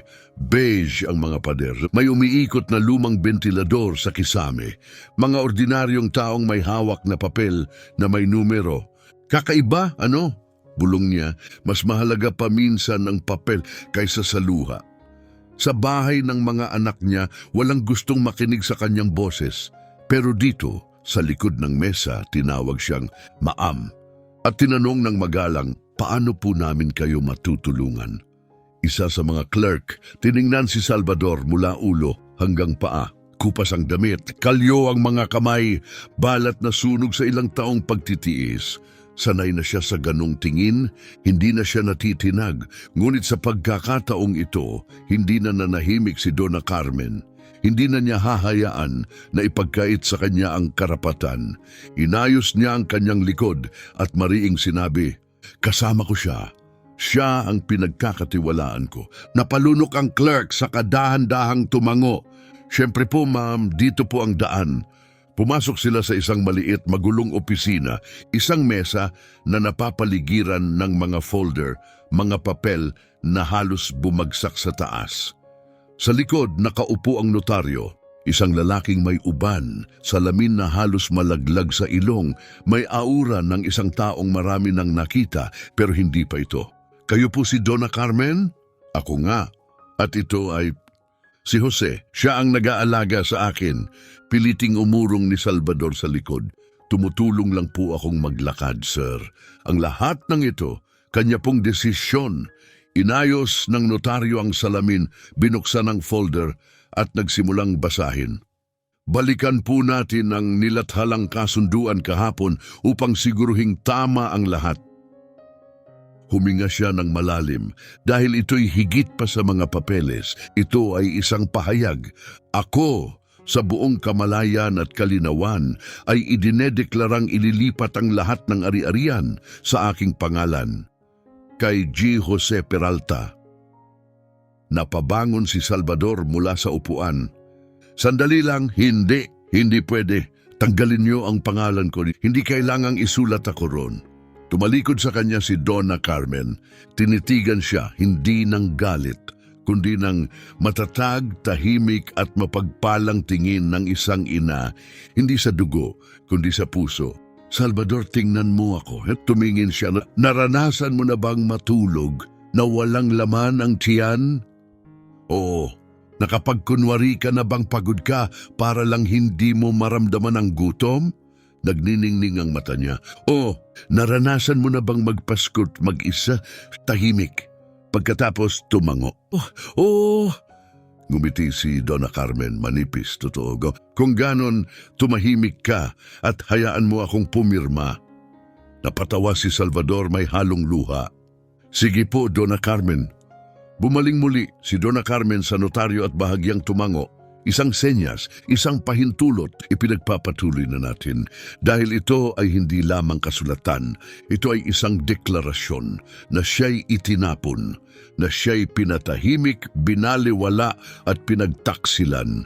At ngayon, ang katotohanan ay isusulat sa tinta, hindi na bulong, hindi na lihim, kundi isang opisyal na record na bago ang tono ng notaryo. Naunawaan na niya kung ano talaga ito. Mas mabagal, mas may bigat binasa niya. Lahat ng natitirang ari-arian, account at lupa ay ilalaan sa donasyon. Sa mga bahay ampunan para sa matatandang iniwan ng pamilya, para sa gamot sa pagkain, at sa pagkukumpuni ng bahay para sa matatandang naninirahan sa mapanganib na kalagayan. Nagniningning ang mga mata ni Salvador. Hindi pa siya nakakakita ng ganito kailanman. Sigurado po ba kayo sa lahat ng ito, Donna Carmen? Tanong ng notaryo. Walang pag-aalinlangan. Oh, ito na ang wakas. Naiintindihan niyo po na sa paggawa nito, wala nang matatanggap ang inyong mga anak? Taas noo siyang sumagot, kalmado ang tinig. Nakuha na nila ang pinakamahalaga. Nakuha nila ang aking kabataan sa pagpapalaki ko sa kanila. Nakuha nila ang aking lakas sa paglalaba at pagluluto. Nakuha nila ang aking tulog, ang aking likod, pati ang huli kong ngiping nabasag dahil sa pagod. Kung may mamanahin pa sila, nakuha na nila noon pa. Ang natitira ngayon para sa mga tunay na may karapat-dapat. Bumagsak ang katahimikan sa silid. Hindi iyon nakakailang, iyon ay makapangyarihan. Pati ang clerk sa harapan na kanina'y nagduda sa kanila ay tahimik na nakatayo sa pintuan, nakikinig, may luhang pumitlag sa gilid ng kanyang mata. Huminga ng malalim ang notaryo, bahagyang yumuko, at sa tinig na bihira marinig mula sa kanya, sabi niya, "Donna Carmen, buong puso kong igagalang ang ginawa ninyo. Iilan lamang ang may lakas ng loob para gawin ito." Ngumiti si Donna Carmen, mahinahon. "Alam niyo ba kung ano ang totoong tapang, sir? Yung magpalaki ng 3 anak mag-isa at hindi mo sila hinayaang magutom. Ito lang ay papeles at dumating ang sandali, ang lagda na magbabago sa lahat." Nanginginig ang kamay niya, hindi dahil sa takot, kundi dahil sa taon ng paghihirap. Mga kasukasuan na pagod, balat na manipis, ugat na umuusbong. Lumapit si Salvador, maingat na inalalayan ang kanyang kamay. Dahan-dahan lang po, aling, walang pagmamadali. Bumaling siya sa kanya, mata na puno ng kapayapaan. Isang kapayapaang matagal niyang hinintay at nagsalita siya ng 4 na salita. 4 na salitang puno ng kahulugan. "Anak ko, manatili ka." Anak ko, hindi Salvador. Hindi yung tumulong sa akin. Hindi isang mabait na estranghero. "Anak ko," napalunok si Salvador. Hirap igalaw ang bibig at sa tinig na halos pabulong, "Narito ako." Lumagda siya, dahan-dahan, may panginginig. Ngunit isinulat niya bawat letra ng kanyang pangalan, Carmen Maria de Andrade. At nang bumitaw ang bolpen sa papel, huminga siya ng malalim. Hindi dahil sa pagod ng katawan, kundi mula sa bigat ng isang buhay na matagal ng pinasan, isang buntong hininga mula sa kaluluwa. Sa unang pagkakataon, mula noong siya'y iniwan, nakagapos, itinapon tulad ng basura, huminga siya bilang isang babaeng malaya. Hindi na siya pabigat, hindi na problema, hindi na sobra. Ngayon, siya na ang pumipili at higit pa riyan. Hawak niya ang kapangyarihang baguhin ang kinabukasan ng iba, ang kinabukasan ng lalaking kailan may hindi siya tinalikuran. Habang naglalakad sila pauwi, nakaakbay siya kay Salvador. Mabagal ang hakbang, pagod pa rin ang katawan, may mga taong dumadaan, may ilan na sumulyap, may tumawa ng bahagya sa simpleng itsura nilang dalawa. Ngunit wala nang tumatagos sa kanya, wala na siyang hiya. Wala na siyang takot, dumaan na siya sa apoy at nakalampas. Sa kalagitnaan ng lakad, sabi niya, "Salvador, opo, pagod ako, pero yung magandang uri ng pagod, alam mo yon?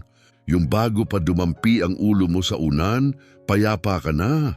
Huminto si Salvador, nagluluha ang mga mata. "Donna Carmen, ipinapangako ko, mula ngayon wala nang sasaktan sa inyo. Hindi sa kamay, hindi sa salita, hindi na muli."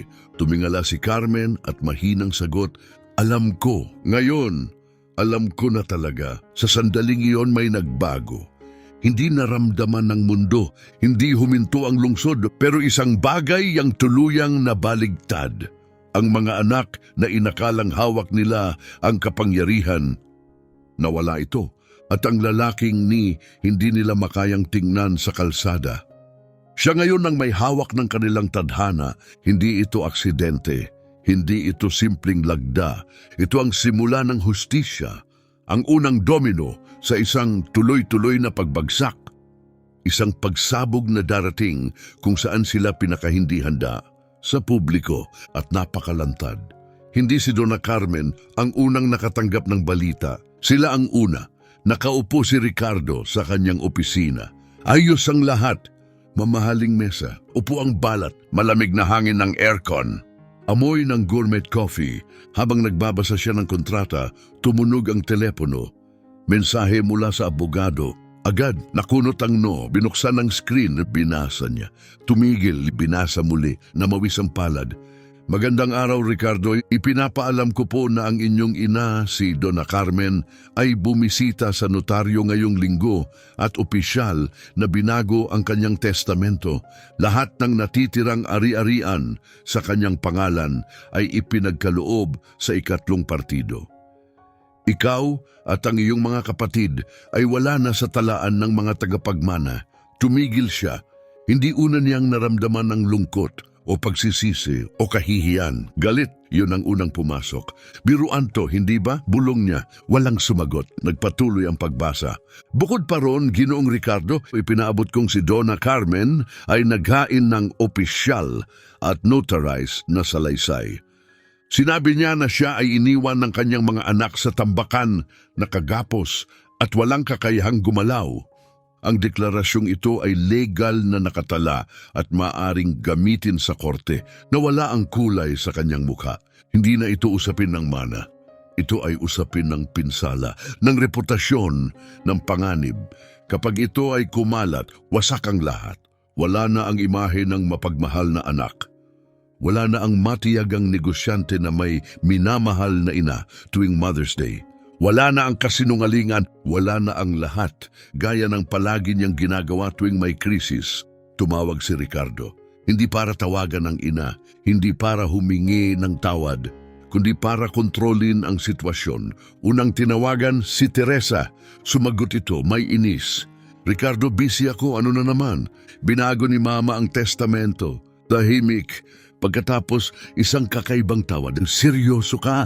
Anong testamento? Si Mama nga, hindi na maalala ang PIN niya, hindi na nga makapirma ng diretso. Nanginig ang panga ni Ricardo. Pakinggan mo ako, Teresa. Binago niya ang lahat. I-denonate niya ang bawat sentimo. Sa isang lalaking, ang pangalan ay Jose. Jose Peralta. May kilala ka bang Jose? Tanong ni Ricardo. Galit ang tinig. Tumahimik si Teresa sa kabilang linya. Sandali, ano ulit ang buong pangalan? Jose Peralta. Sandaling katahimikan. Pagkatapos, nagbalik ang boses ni Teresa, may alinlangan. Sandali lang. Hindi ba yan yung matandang nangangalakal ng bote? Yung palaging nasa tambakan? Kumikitid ang mukha ni Ricardo sa inis. Huwag mo akong pinagtatawanan. Sinasabi mong ibinigay ng nanay natin lahat. Lahat ng dapat sanay sa pamilya. Sa isang basurero, walang naibalik si Teresa. Walang matatalas na tugon. Bumaba ang tono ng kanyang tinig. Pumirma siya. Totoo, pinirmahan niya talaga. Naglakad paikot si Ricardo, hawak ang noo. Pinirmahan niya sa notaryo, legal na lahat, may dokumento. At mas malala pa, nag-file siya ng salaysay. Sinabi niyang iniwan natin siya nakagapos sa tambakan. Tawag doon ay formal na deklarasyon ng pag-abandona, tahimik. At pagkatapos, ang unang bakas ng totoong takot. Ricardo, bulong ni Teresa, kapag kumalat to online, kapag naging publiko ito, wasak lahat. Alam mong nakasalalay ang pangalan ko sa imahe ko. Pumutok ang galit ni Ricardo. Wasak, iyon ang inaalala mo? Ako? Mawawala sa akin ang lahat. Mga kontrata, mga negosasyon, may partnership ako sa lungsod, sa mga kumpanyang may family values. Sa tingin mo gusto nilang makatrabaho ang lalaking nag-iwan ng sariling ina sa basura? Ngayon, hindi na lang kaba ang nararamdaman ni Teresa? Ganap! Napanik! Agad na tinawagan ni Ricardo ang pangatlong numero. Isabel. Sumagot ito. Umiiyak na agad. Bago pa siya makapagsalita, sinambit agad ni Isabel. Sabihin mong hindi totoo. Pakiusap, Ricardo. Sabihin mong hindi totoo. Huminga siya ng malalim. Buhay siya. Tumigil sa paghinga si Isabel sa kabilang linya. Si Mama, buhay pa? Oo. At sa totoo lang, mukhang mas maayos pa ang lagay niya kesa sa atin. Nanginig si Isabel. Huwag mong sabihin yan. Huwag mong sabihin ng ganyan. Hindi ko kailanman ginustong umabot sa ganun. Nalito lang ako. Pagod na bigla ako. Pinutol siya ni Ricardo, inis. Isabel, hindi ito oras para magdrama. Oras na ito para kumilos. Ngunit si Isabel ay wala sa sarili. Puno ng larawan ang isip niyan. Headline sa social media. Bulong sa likod ng butik, mga customer, nakatingin. Yun yung may-ari ng butik na itinapon ng nanay niya. Tinamaan siya ng hiya, parang alon na bigla ang sumabog sa dibdib.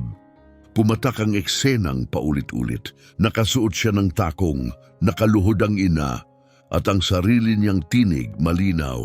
Diyan ka na lang, matandang walang silbi. Tinakpan niya ang bibig. Tayo!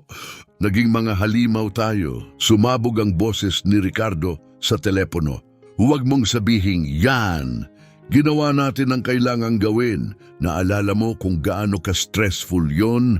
May sakit siya palagi, daldal ng daldal. Laging may kailangang magtiis at laging hindi patas kung sino ang napipilitang mag-alaga. Bumalik si Isabel sa linya, mahina, pero hindi ganon. Hindi tayo dapat naggapos sa kanya. Hindi ganon, Ricardo. Iyon ang hindi ko makalimutan. Ang itsura niya, nakaupo sa lupa, hindi na naaalis sa isip ko, tahimik.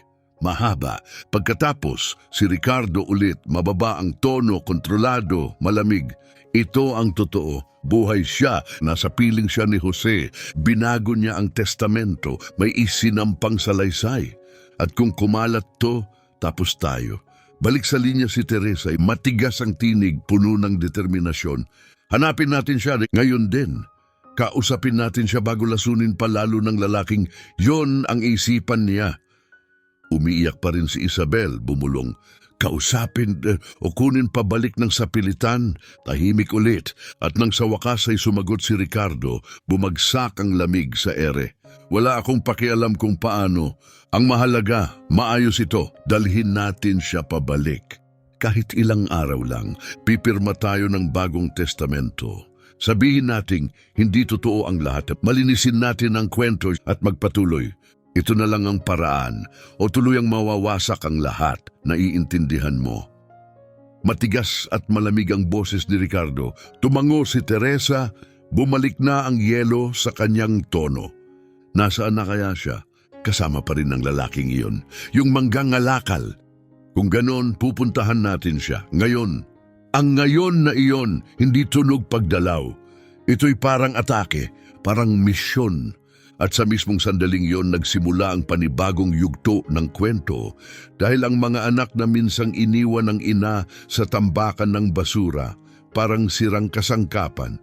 Ngayon ay nagmamadaling bumalik, hindi dahil sa pagsisisi, hindi dahil sa pagmamahal, kundi dahil sa takot. Takot na mawala ang tanging mahalaga sa kanila, kanilang reputasyon at ang pera niya. Pero may isang bagay, isang maliit ngunit napakahalagang detalye na wala ni isa sa kanilang alam. Sa mismong sandaling iyon, sa isang tahimik na bakuran, nakaupo sina Donna Carmen at Salvador sa isang simpleng mesang kahoy, umiinom ng kape. Pero hindi lang ito basta kape. Nasa mesa ang isang lumang sirang cellphone at sa cellphone na yon isang video, malinaw, hindi mapapasinungalingan. Kinunan sa mismong tambakan, makikita ang itim na kotse, makikita ang tatlong magkakapatid. Makikita si Donna Carmen, nakaluhod, nakatali, umiiyak, at narinig doon ang mga salitang walang kapatawaran. Diyan ka na lang, matandang walang silbi. At ang video, hindi na sa kamay lang ni Salvador. Naipasa na ito sa taong marunong gumamit ng katotohanan bilang sandata. Ito na ay hindi simpleng usaping pamilya. Ito ay ebidensya at ito ay handa ng sumabog.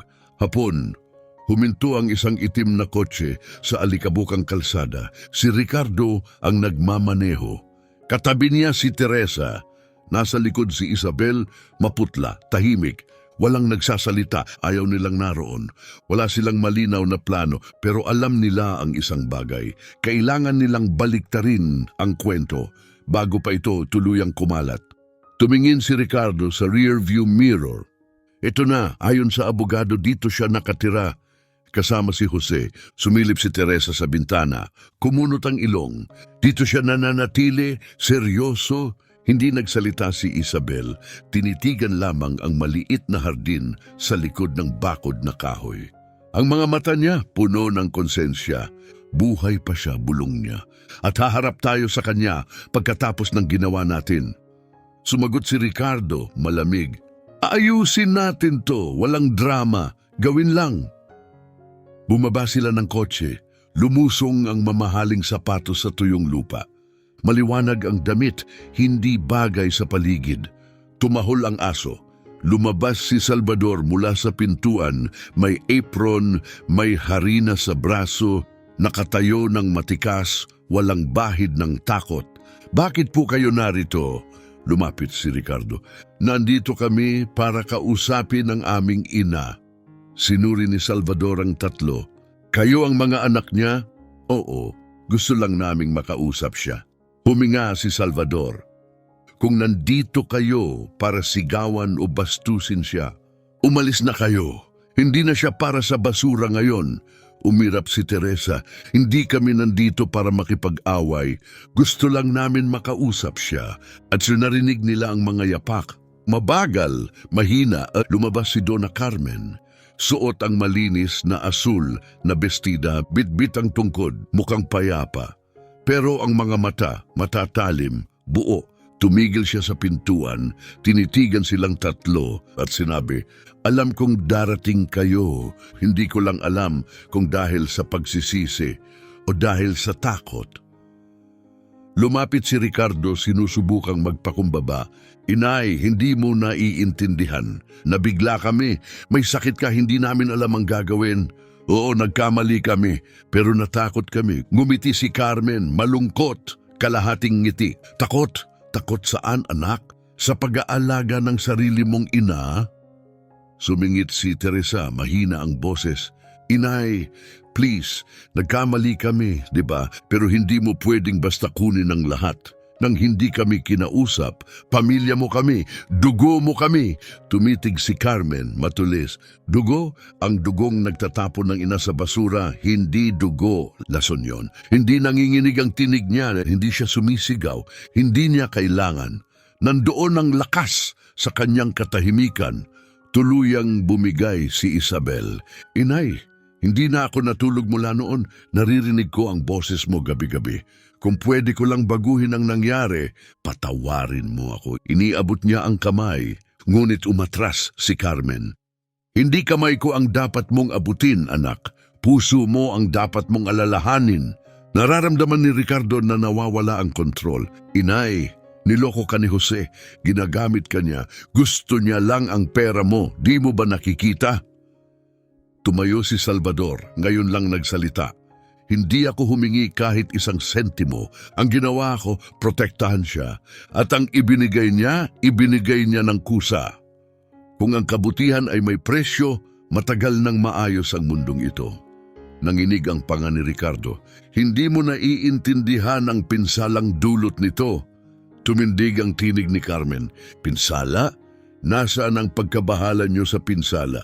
Nang iniwan niyo akong nakagapos, puno ng langaw, gutom, nakahandusay sa lupa, tahimik.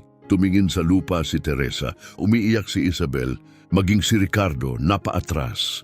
Ginugol ko ang buong buhay ko sa pagtuturo sa inyo na ang kapayapaan ay mas mahalaga sa pera at pinatunayan niyong kabaligtaran na wala sa inyo ang lahat sa paghabol sa higit pa.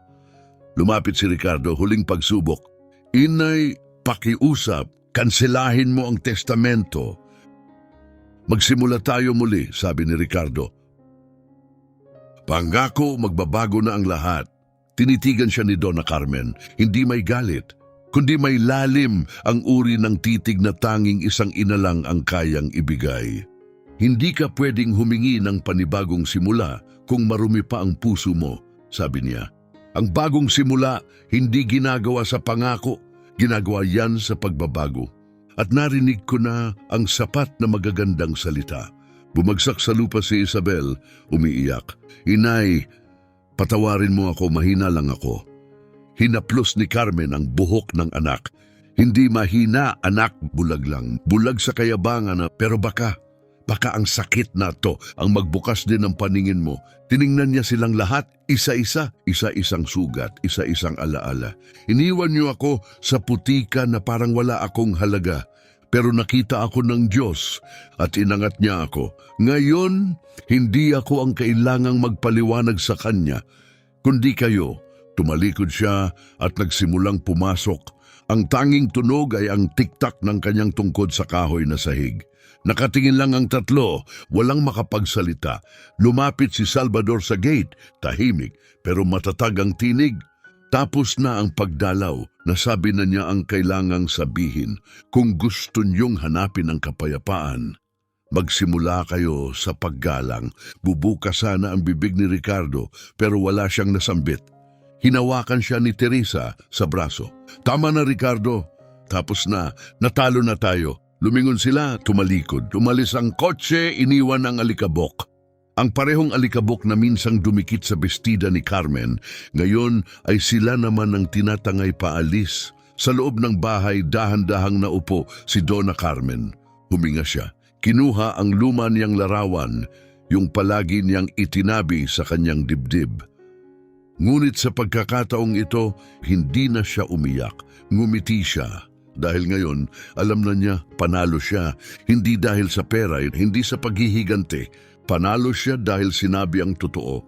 Dahil may pangalan na siyang muli, may tinig. At higit sa lahat, may saksi. At sa isang lugar sa mundo, patuloy na isinusulat ng tadhana ang kanyang kwento. Papunta sa isang sandaling magpapakilala sa kanyang pangalan sa buong mundo, Donna Carmen. Gabing iyon, ang bahay ni Salvador ay balot ng ibang klasing katahimikan. Hindi katahimikan ng paghihintay, hindi ng pangangailangan, kundi katahimikan ng pag-aalaga, ng kapayapaan at ng pagbabagong paparating. Nasa mesa si Donna Carmen, may hawak na tasa ng kape. Ang ilaw ng kusina ay bumabakat ng anino sa mukha niya. Kalahati ay liwanag, kalahati ay dilim. Tulad ng kanyang kwento, kalahating sakit, kalahating lakas. Naglalakad-lakad si Salvador, hawak ang telepono.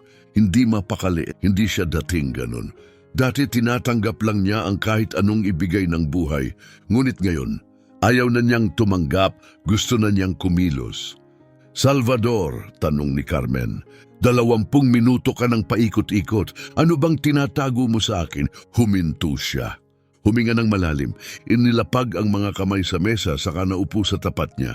Hintay ko lang na masigurado bago ko sabihin sa'yo. Hindi kumurap si Carmen. Sabihin mo na! I-unlock niya ang telepono, iniharap ito sa kanya, isang video. Sa una, hindi niya agad naintindihan, ngunit pagkalipas ng ilang segundo, nakita niya ang sarili niya, nakaluhod, nakatali, nasa putik. Ang kanyang asul na bestida, marumi, gusot. Shaky ang video, pero malinaw. Makikita ang itim na kotse, makikita si Ricardo, hinihila siya parang sako, makikita si Teresa, tumatawa. Si Isabel nakatingin walang ginagawa at narinig niya ang mga boses. Teresa, dyan ka na lang, matandang walang silbi. Ricardo, inakita noon nung may silbi ka pa. At ang sarili niyang tinig, huwag niyo akong iwan, mga anak ko. Pakiusap. Itinaas niya ang kamay sa bibig. Sa unang pagkakataon, nakita niya kung ano ang makikita ng mundo, ang kanyang sakit, ang kanyang kahihiyan, hindi na itinatago, kundi nakarehistro. Isang sandaling sumira sa kanya, ngayon ay maipapakita sa lahat. Hindi siya makapagsalita, hindi siya makahinga. Sa wakas, bumasag ng katahimikan si Salvador. Ako ang nag-video. Tiningnan siya ni Carmen, gulat. Tumango si Salvador, mabagal. Nagtago ako sa likod ng mga basura. At nang makita kong hinila ka nila palabas, may boses sa loob ko na nagsabi, i-record mo, Salvador. Kaya ginawa ko. Hindi ko na pinag-isipan, ginawa ko lang. Ipinatong niya ang telepono sa mesa, naka-on pa ang screen. Akala ko magiging ebidensya lang ito. Sakaling may mangyari sa iyo, pero may nangyaring mas malalim. Tumingin si Carmen sa kanya, luhang pumapatak sa mata. Ano ang nangyari? Iba pa? Tanong ni Carmen, halos pabulong. Anong ibig mong sabihin? Huminga ng malalim si Salvador. Ipinadala ko yung video sa pamangkin ko, bata pa siya. nagtatrabaho online, gumagawa ng mga kung ano-anong internet bagay na di ko masyadong naiintindihan. Sabi ko, itago lang niya, pero ibinahagi niya. Napatuwid si Carmen sa upuan, nanlaki ang mga mata. Ipinost saan, Salvador? Ngumiti siya, kalahating kaba, kalahating pagka-proud. Sa buong internet, Dona Carmen, kumapit siya sa sandalan ng upuan, mabilis ang tibok ng puso. At may nakapanood ba? Mas lalong lumawak ang ngiti ni Salvador, parang ni siya hindi makapaniwala. Hindi lang isa, marami, napakurap si Carmen. Salvador, gaano karami ang marami? Pinunasan ni Salvador ang noo. Lagpas 1,000,000. Hindi agad tumimo ang numero, pero nang maramdaman niya ito, pumatak ang luha. Hindi dahil sa lungkot, hindi dahil sa hiya, hindi dahil sa tanong na bakit nila to ginawa sa akin, kundi dahil sa ginhawa. Dahil ngayon, hindi na sila makakapagsinungaling.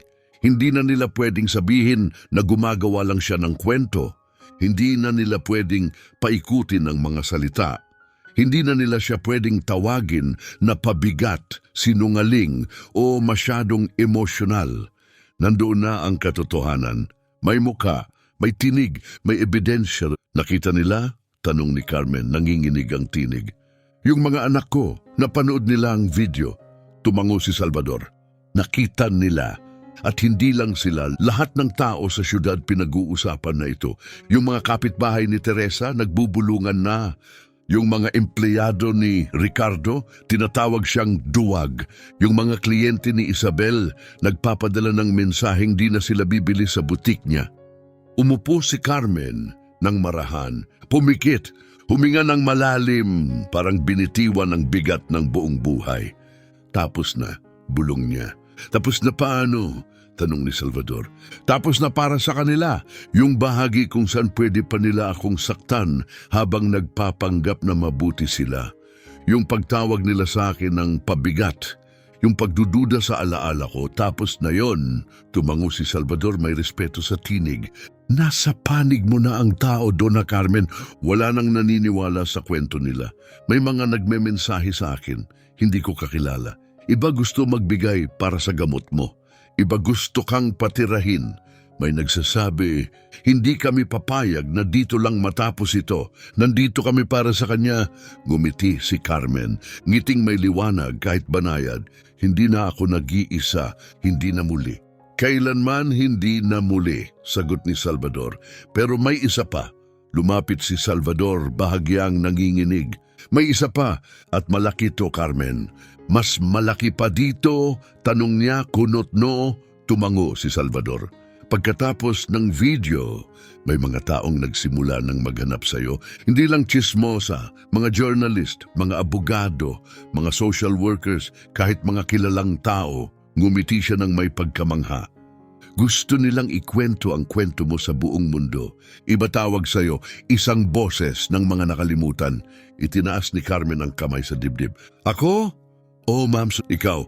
Hindi siya makapagsalita. Ang babaeng akala niya ay mamamatay sa gitna ng basura. Ngayon ay pinag-uusapan ng buong bayan sa mga lugar na kailanman hindi niya inakala. Anong tawag nila sa akin? Bulong niya. Hindi napigilan ng luha. Ngunit ngayon, hindi na niya pinunasan. Ako, nanay lang naman ako. At dahil diyan, bayaning ka, ang tunay na bayani, nagbibigay ng lahat. At kapag sinaktan, bumabangon. Pagkatapos ng mahabang katahimikan, tinanong ni Carmen, at ang mga anak ko, ano na ang nangyari sa kanila? Tumingin si Salvador ng diretsyo. Ngayon nila nararamdaman ang bigat ng sarili nilang desisyon at naramdaman nga nila, Ricardo, kakakatapos lang ng tawag mula sa business partner. Sinabihang umalis muna. Liability na siya, wala nang gustong may koneksyon sa lalaking iniwan ng ina sa tambakan. Teresa, nawalan na ng deals, kinansela ang mga kampanya. Inbox, wala na ang dating imbitasyon, tahimik. Isabel, tinanggalan ng endorsement, may nagpost ng screenshot. Support local, not cruel. At isang comment ang hindi niya makalimutan, kung kaya mong itapon ang nanay mo, anong kaya mong gawin sa customer mo? Si Teresa, na dating tinitingala sa kanyang salon, ngayoy pinandidirihan. Wala nang tumatawag, wala nang nagtatanong sa opinyon niya. Ang sabi ng mga dating kaibigan, wasak na ang imahe niya. At totoo nga, si Isabel naman ang pinakamasakit ang sinapit. May mga taong nagtipon sa labas ng butik niya, hindi para bumili, kundi para isigaw, "Duwag!" Mga estranghero, mga hindi man lang kilala si Donna Carmen. Pero napanood nila ang video, narinig nila ang wala ka ng silbi. At hindi na nila kinaya, nawalan ng benta, nawalan ng kliyente, nawalan ng dignidad. At sa unang pagkakataon, natutunan nilang tatlo ang leksyon na hindi nila inaasahan. Mas masakit ang hiya sa mata ng tao kaysa sa pagkawala ng pera. Gabi iyon at tahimik ang bahay ni Salvador. May kumatok, binuksan niya at naroon ang isang lalaki. Maayos ang bihis, may dalang attaché case. "Magandang gabi, nandito po ako para kay Jean Yungeres Carmen." Agad na nagtanong si Salvador, "Sino po sila?" "Ako po ay kinatawan ng Public Prosecutor's Office, opisyal ng binuksan ng kaso. May posibilidad ng asunto, pag-abandona, abuso sa nakatatanda at kriminal na kapabayaan." Tumindig si Carmen, tahimik, matatag, lumapit sa pinto. "Ginoo, ano po ang ibig sabihin nito?" Ang sagot ng lalaki, "Ibig sabihin, hindi na ito ikaw laban sa kanila. Ngayon nasa panig mo na ang batas." Napapikit si Carmen at umiyak, ngunit sa wakas, ito'y luha ng hustisya, ng paniniwalang pinaniniwalaan na siya, at ng pagkakaalam na hindi na siya nag-iisa. Sa lumang kusina, sa kahoy na mesang may lamat, nagbago ang lahat. Hindi siya ang nawalan, hindi siya ang tahimik, hindi siya ang walang pangalan. Ngayon, alam na ng buong bayan, siya si Donna Carmen. At higit pa ron, alam na rin niya. Isang araw, gumising siya bago sumikat ang araw. Isinuot ang balabal na inayos ni Salvador, lumabas sa beranda. "Nakapahinga ka ba, Gininges Carmen?" tanong ni Salvador. "Oo, pero nag-isip ako buong gabi." "Tungkol saan?" "Tungkol sa mundo. Noon tinawag nila akong pabigat. Ngayon matapang daw ako, at ang lalaking humugot sa akin sa basura, naging pamilya." Ngumiti si Salvador. "Tunay na pamilya." "Salvador, inangat mo ako ng 2 beses. Una nung literal mo akong binuhat. Pangalawa nung pinalalahanan mo ako na may mabubuting tao pa sa mundo." Ngumiti si Salvador, may luha sa gilid ng mata. "At inangat mo rin ako, Carmen. Dati, para akong multo sa lipunan. Ngayon alam kong mahalaga rin pala ako." Dumating ang mga sulat mula sa matatanda, mula sa mga anak na humihingi ng tawad, mula sa mga estrangherong nagsabing, "Dahil sa iyo, hindi ko napababayaan ang nanay ko." Pinasa niya lahat habang lumuluha, pero ngayong may kapayapaan na siya. Sa isang programang pambalita, narinig niya, si Donna Carmen, ang inang itinapon, ngayon ay simbolo ng katarungan at pag-ibig. Tumugon siya, mahina ngunit buo. "Hindi ko iyon itinuro, isinabuhay ko lang." Dumaan ang panahon, nagpadala ng bulaklak ang mga anak, mga sulat, mga mensahe. Ngunit hindi siya sumagot, hindi dahil sa galit, kundi dahil alam niyang minsan ang tunay na pagpapatawad ay katahimikan. Namuhay siya sa piling ni Salvador, nagbigay tulong, nagbigay oras sa mga care homes, nagsalita sa mga eskwelahan, nagyakap ng mga inang tulad niya, at sa tuwing may magtatanong, "May pagsisisi ka ba?" Ang sagot niya "Wala! Dahil ako'y muling isinilang, nasa pader pa rin ang luma nilang litrato." Siya at ang 3 anak nakangiti sa likod ng bakuran. Hindi niya iyon inalis, hindi dahil sa sakit, kundi bilang paalala na kahit ang sugat ang pagmamahal, pwedeng maging lakas. Ito ang kwento ni Donna Carmen. Ang inang itinapon pero bumangon. Isang babaeng nagpapaalala sa atin na ang oras kayang pagalingin ang sugat ng kalupitan. Ang hustisya ay dumarating kahit matagal, at bawat kaluluwang nilimot ay karapat-dapat sa dignidad.